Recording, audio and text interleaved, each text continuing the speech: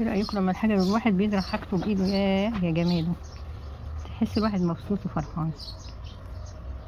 اولا ربنا هي اللي بيبارك، وربنا هو برضو اللي بيطرح في البركه في الحاجه،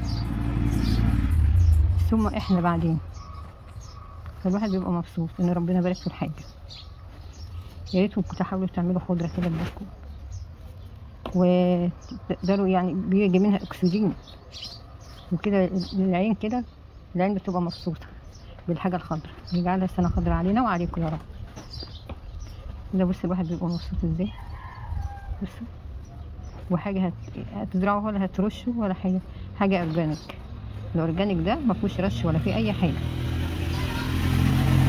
انتوا عاملين حاجه بايديكم، وربنا يطرح فيها البركه يا رب ليكم يا رب. بصوا كده بعيد عن الشمس بانت الخضره حلوه كده، مرعرعه وخضره جميله. بصوا الخضره دي حتى تزرعوا في البلكونه عندكم، في الظهريه كده، وتزرعوا فيها بقدونس، كزبره، كرفس، جرجير. حتى لو تجيبوا جركن كده وتقسموه نصين تزرعوا فيه.